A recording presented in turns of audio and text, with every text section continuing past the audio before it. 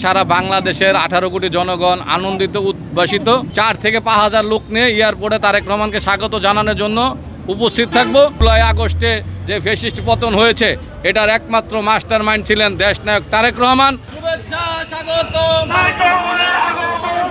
মাটি ডাকছে, তারেক রহমান আসছে, বীরের বেশে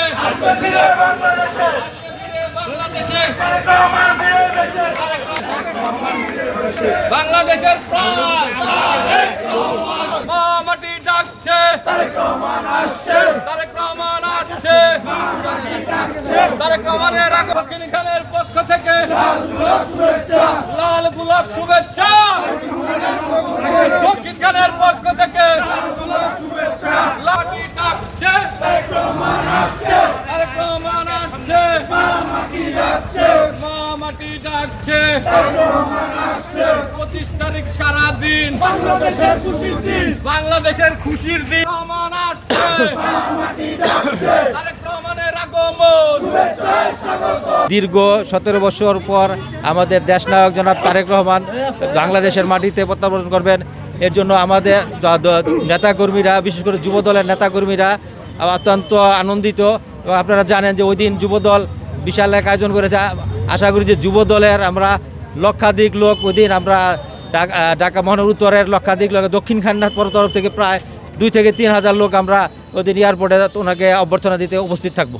আগামী 25 তারিখ আমাদের পার্টির ভারপ্রাপ্ত চেয়ারম্যান তারেক রহমান দেশে আসছে।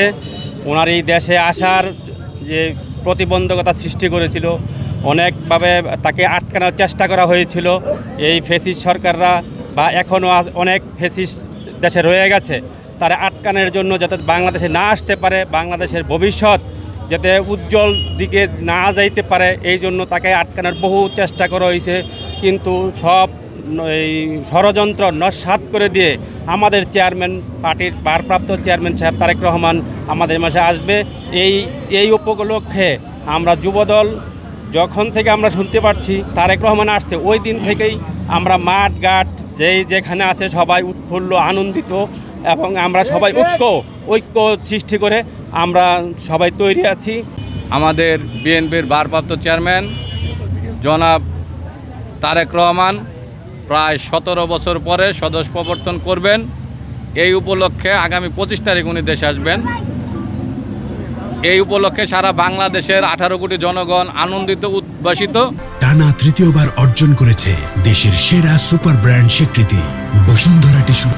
আমরা বাংলাদেশ জাতীয়তাবাদী যুবদল পরিবার আনন্দিত উদ্ভাসিত।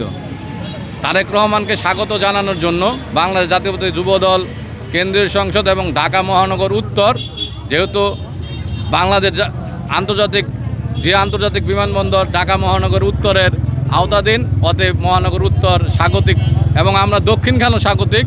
ঢাকা মহানগর উত্তর যুবদলের বিপ্লবী আহ্বায়ক সর্বদ্বীপ জুয়েল ভাই এবং সংগ্রামী সদস্য সাজ্জাদুল মিরাজ ভাইয়ের নেতৃত্বে আমরা দক্ষিণখান থানা যুবদল, আমি আবারও কোট করে বলছি, আমরা দক্ষিণখান থানা যুবদল 4 থেকে 5,000 লোক নিয়ে এয়ারপোর্টে তারেক রহমানকে স্বাগত জানানোর জন্য উপস্থিত থাকব।